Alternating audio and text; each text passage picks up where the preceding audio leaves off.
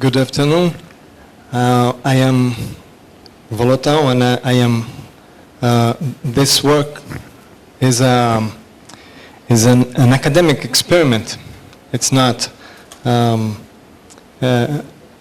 It's not something we really have lots of results, but it's more likely a proposal of something I think new. So the outline is I will present an introduction with classical approach. It's I just need this because I'm going to propose something a little bit different. So and then I will say why to try an object-based image segmentation. It's not object-based image analysis, but segmentation. This is the proposal. Then I will talk about the phase data on multispectral imagery, then phase on shape representation. This representation of shape, it uses phases. It's angular, and this is made during the segmentation process. This is what I will be talking in the third. And then an algorithm I called segment HIS, segment this. And in this point, I'll present what I am trying to say. It's what is an object-based image segmentation, okay? And some details of this algorithm. Then the overview of the proposal, now linking everything I told during the presentation, and final considerations. First, the interpretation is an human activity, and we need to know things in advance to take advantage of, to identify things on image. So this is what we try to do with the algorithms. We try to make them to find things we can see on them. So there are several distinct algorithms. We saw in this day and yesterday several different approaches, but all of them are low-level algorithms. You see, when we talk in object-based, we talk in first segment. We join pixels, and then we work as this set. Okay, so then after the segmentation process, we can go to the object. Okay, so let me just go a little more.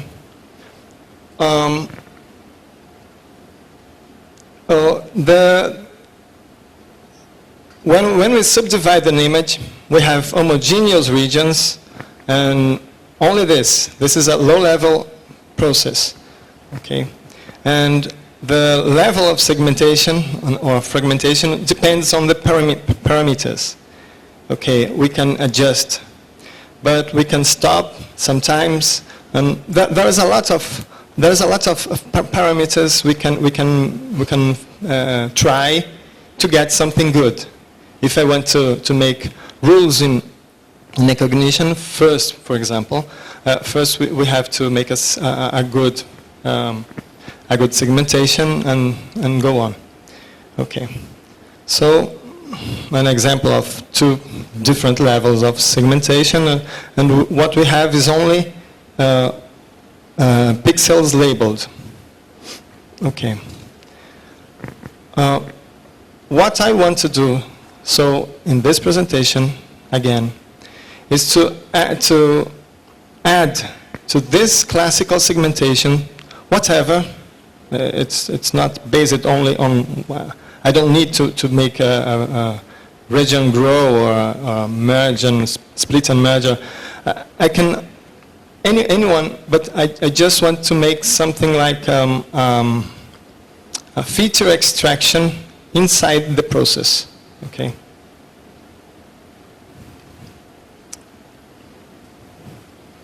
Okay, segmentation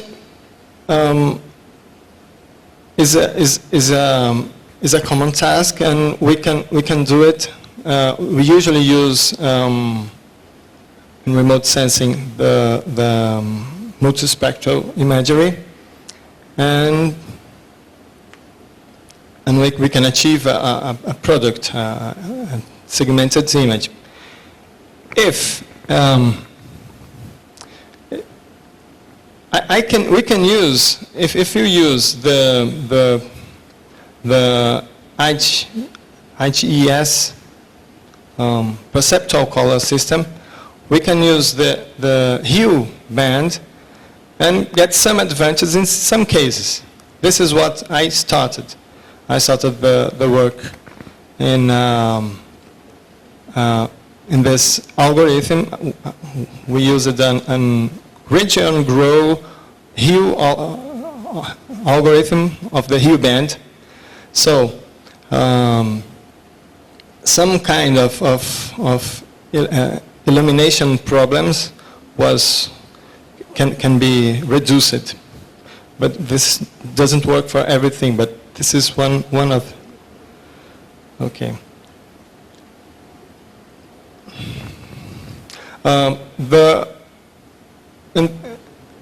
In the work, I used IDL programming and make the changes in the hue segmenter. We worked on a base segmenter, a hue segmenter, and this adding some attributes or some features on it. Of course, there are some limitations. The hue is very sensitive to compressed image, and this is of course never to be used. But as I said, this is one case. Some targets are not good for them, but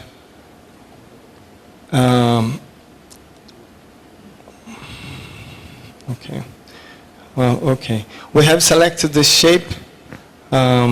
Some 3D objects in real world are a compound of complex elements, of course, and this makes difficult to get exactly what we want. So when we try to segment an object and maybe it's complex, we will find things without any sense. Okay.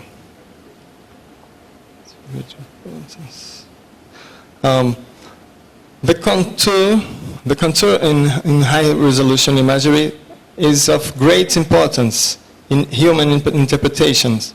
There are several cases that we can see the image, and because of the contour, we can identify, we can know what we want. We can classify the contour, the shape. Okay, so the phase on shape representation.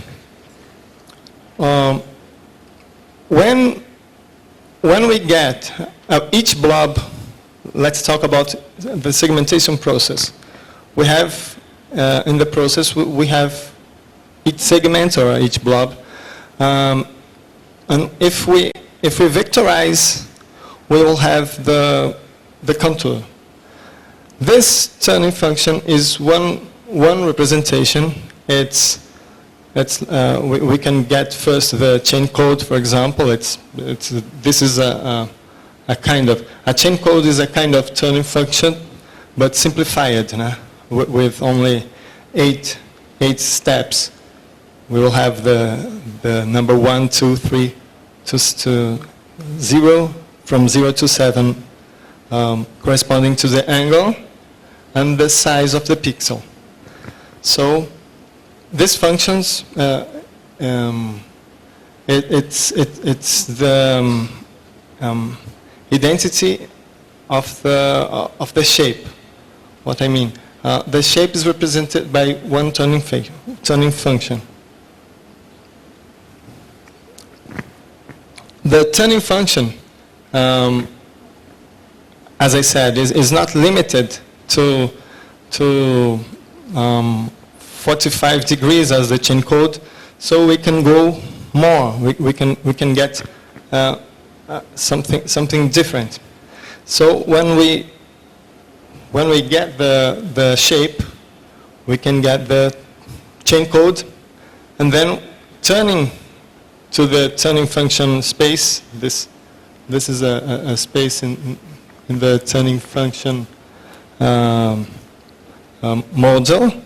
So we can get something interesting, because we have a kind of a representation of a shape have